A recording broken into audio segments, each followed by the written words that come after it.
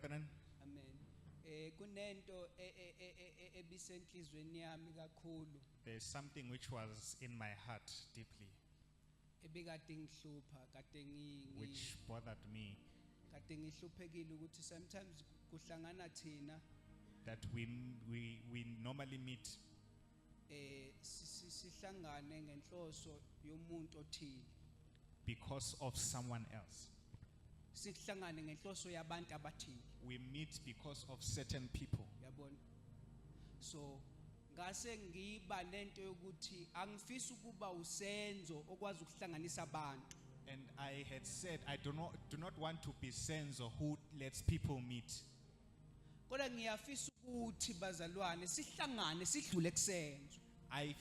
I wish that we meet and we go past this brother Bese siya kuNkulunkulu ohlanganisa abantu. and go to God who causes people to meet. Now lelizwe silifundayo liya nje lapho. That's where this word goes. Lithi iBhayibheli uMose wathatha itende lokuhlangana. The Bible says Moses took the tent of meeting. Walithatha wangalibeka la okuhlala khona abantu. He did not put it where people normally meet, Kodwa walibeka ngaphandle kwekamba. but he placed it outside of the camp. Ikamba zaleni kwakuyindawo la khona babehlala khona bamisa amatende abamancane. The camp is where they would all meet and cause their tents to stand there. So uthi uMoses wayeseba nento yokuthi angalibeki phakathi nabantu. Then Moses said, let me not put it between or during people. Wathi angilikhiphe phakathi nabantu. Let me separate it from the people Bese libeka ngaphandle kwekamba. and let it be outside of the camp. Wayesethi wonke umuntu oyizwela isidingo sokuhlangana And noNkulunkulu everyone who is pushed inside to meet God uzophuma phakathi kwabantu. will go out from the crowd.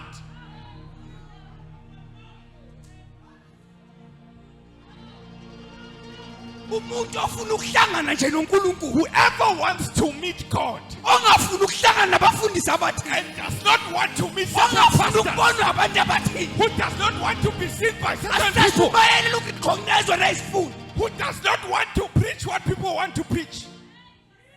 Yebo uNkulunkulu wetende lokuhlangana. Where is the God of the tent of meeting? Ongenandaba ukuthi ubani oshumayelayo. Who doesn't care who's preaching? Ongenandaba ukuthi ubani owesiphayo. Who doesn't care who is worshiping? Ongenandaba ukuthi ubani odlalayo. Who doesn't care who's playing the keys? Kodwa ohlanganisa abantu ngenhloso yakhe. But who meets people because of God? Ngoba uthi ngimdalile ukuthi angidumise. Because he said, I created man to worship me. Nantu udumo bazali luya kubantu. Nantu udumo luya kubantu. The glory is now going to people. Nantu udumo liya ehlalweni. And now it's going to positions. Lupho luya kuNkulunkulu. Where's the glory of the Lord? Lupho luya komdala kuneyinsuku. Where's the one that goes to the ancient of days? Lufi oluya lo afela ibandla. Where's the glory that goes to the one who died for the church?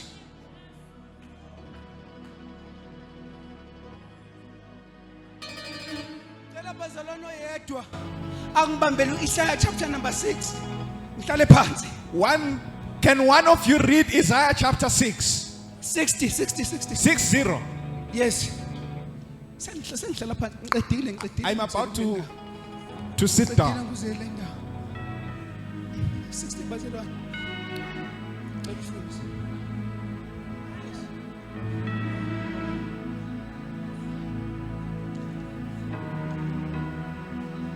Afunde setholile.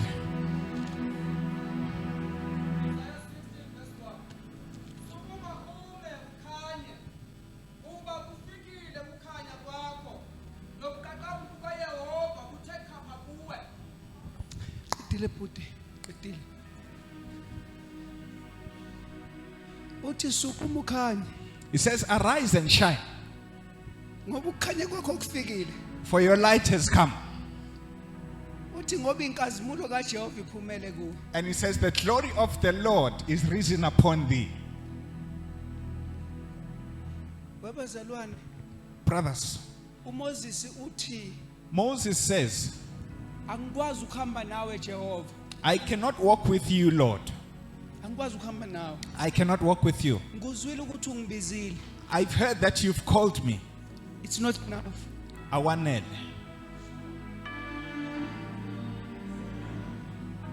Ngiyazi ukuthi ungazi ngegama I know you know me by name, kodwa kwanele but it's not enough. sengifuna ukukubona I want to see you. sengifuna ukubona inkazimulo yakho I want to see your glory. bazalwane bapha abantu abazofuna inkazimulo kaNkuluNkulu Where are the saints who want to see the glory of the Lord? bapha abantu abazoyeka bazana ukubuka leli bandla bazana seligcwele nje ukubukwa leli bandla lamhlanje lifuna ukubukwa This church now wants to be seen. It's all glamorous. ngixolele bazalwane abantu abadala bakhona endlini angisho kini bazalwane I'm not saying to my elders. amen bazalwane khona leli ibandla lingena entweni yokubukwa ukuthi uma kumi mina ngathi nginyangazeka kancane The church is saying, if I am standing, it's better. nabaweshipayo basukile kwi-worship uthi nje umuntu Even the worshippers have moved from worship. ngoba lo oweshipa akazile ukuzobuka Because the worshipper is now come to be seen. nalo ozoshumayela akazile ukuzobuka And the one who is coming to preach is not here to be sihlangane seen. kangaka As we have met here, asile nje kusenza we haven't come to me. size kuNkulunkulu wenkazimulo We've come to the Lord of glory, lo wahamba nebandla labapostoli who went with the church of the apostles. lithi bazene bathi basekamereni eliphezulu And when they were at the upper room bathi bemdumisa and they were worshiping, wehla phakathi kwabo and he clothed them with fire. ngoba wahlola inhliziyo Because he looked at their hearts, ukuthi laba bazile kumuntu that they have not come to a person. laba bezetshele lokuhlangana They've come to a tent of meeting. bazohlangana nabo They've come to meet with me. kuthiwa bazwakale bekhuluma ngeyilimi ezintsha They were heard speaking tongues of different nations. ziphi ilimi ezintsha Where are the new tongues? siyafundwa namhlanje We need them in here. siyafundwa namhlanje We learn them today from each other. siyafunda We learn them. usekuzwa umuntu omile uzomunye seyihospitali You hear someone and they hotspot each other. kodwa vuka But arise and shine. inkazimulo kaNkulunkulu The glory of the Lord iphumelekile has risen upon you. bandla likaNkulunkulu Church of God, sukumani arise. inkazimulo kaNkulunkulu The glory of the Lord iphumelekile is upon thee. iphumelekile Is upon me. iphumelekile It's upon thee. Philip bazalwane Philippians. chapter number 4 Philippians 4.